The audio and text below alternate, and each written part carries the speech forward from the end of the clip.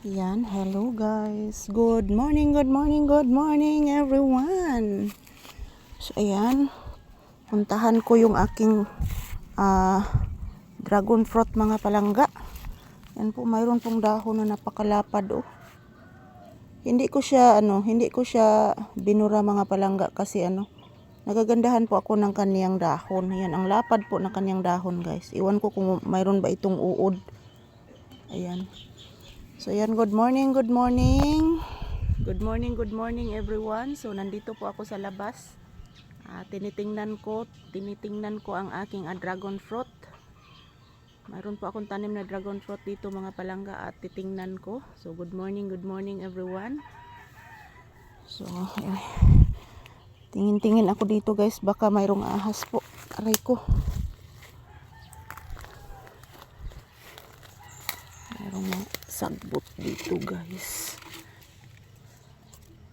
Yan, ito po ang aking dragon fruit guys. Dragon fruit. Yan, marami po siyang tinik mga palangga. Yan, parang namamatay po kanyang gamot. Yan.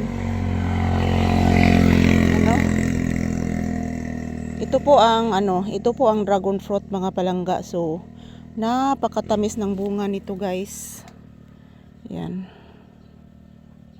Napakatamis ng bunga nito mga palangga, kaso lang ang daming tinik. Yan yung isa.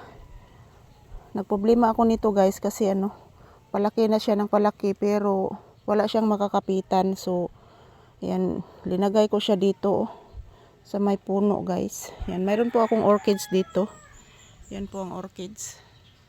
So nabubuhay may gamot na po ang aking orchids guys, nabubuhay na po siya.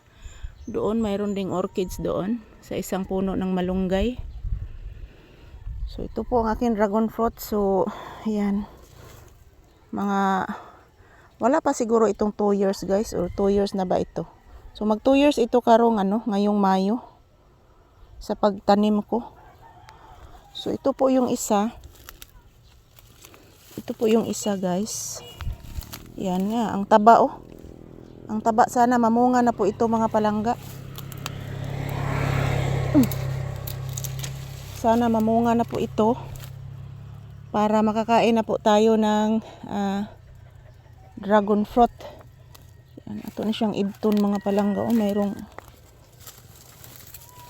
makakatay dito na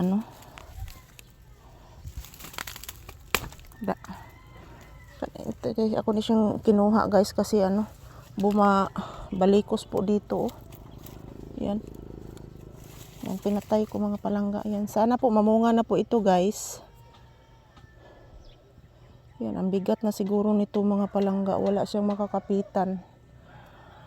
Matatakot po ako humawak nito mga palangga kasi ang daming tinik oh. Ay, ang sakit ng tinik nito guys. So tingnan ko muna ito guys kung anong gagawin natin dito. Parang nagtugkad na siya sa yuta mga palangga. Nagtugkad na siya sa yuta. So tingin-tingin ako dito mga palangga, baka mayroong ahas. Ito po ang aking miracle fruit. Yan. Mayroon din akong miracle fruit doon sa kabila.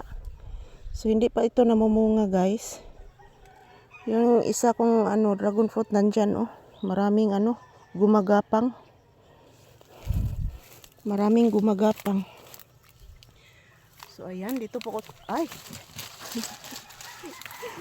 Tatay, naputol akong sinilas. Dito po ako sa labas ng bahay mga palangga.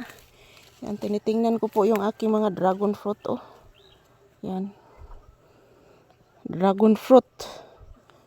Ang taba dito sa isang puno guys, ang taba. Yan, mga dragon fruit ko po ito guys. Naputol ang aking sinilas.